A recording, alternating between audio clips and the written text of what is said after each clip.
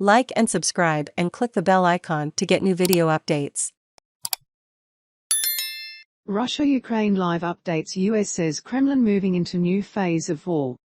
$60 billion of Ukrainian infrastructure damaged. President Biden said Thursday that Russia was setting the stage for a new phase of the war, and announced an additional $800 million in military aid for Ukraine that is tailored for combat in the flat, open terrain of the eastern Donbas region.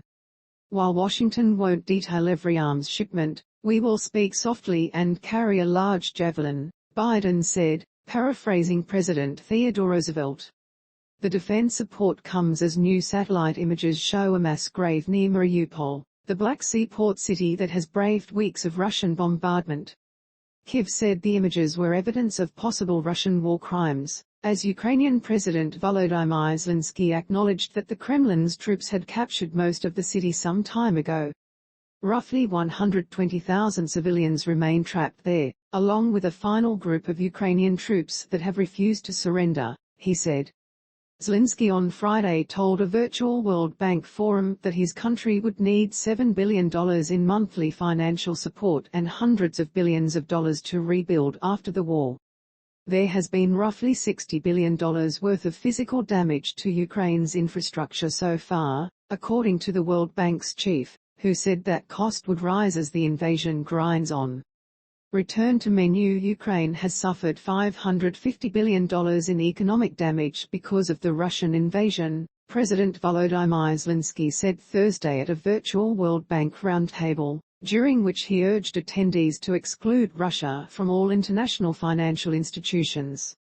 The Russian troops are deliberately destroying all facilities in our country that could provide an economic basis for life, Zelensky said, listing railway stations, food warehouses, bakery plants and oil terminals. Ukraine now needs $7 billion in financial support each month, he said, and would need hundreds of billions of dollars to recover from the war. The war has so far caused about $60 billion in damage to Ukrainian infrastructure, World Bank President David Malpass said at the event. The bank's assessment does not include damage to the country's economy, and the costs will rise as the war continues, he added. Return to menu. Donbas region. Russian forces have made minor gains in eastern Ukraine, according to the Institute for the Study of War. Russian President Vladimir Putin on Thursday praised his troops in Mariupol, saying they sacrificed their lives so that our people in Donbas live in peace and to enable Russia, our country, to live in peace. Kharkiv region. Ukrainian forces continued to halt Russian attacks around Izyum. Local officials have raised concerns this gateway city to the Donbas region will suffer a similar fate to Bucha, where hundreds of civilians were killed and left in the streets or buried in mass graves. At a Thursday World Bank ministerial meeting, Ukrainian President Volodymyr Zelensky said it is equally dangerous both in the center of Kharkiv and on the outskirts. You can die from Russian shelling everywhere. Mariupol. Putin declared victory in the shattered Ukrainian port city, even as his advisers acknowledged that thousands of Ukrainian fighters remain holed up in a steel plant, and Zelensky denied that Russia had made new advances. The ISW predicts that Russian forces will attempt to starve out the Ukrainian defenders in the plant rather than clear it through likely costly assaults. Also, newly surfaced images of a mass grave near Mariupol underscored the scope of the devastation.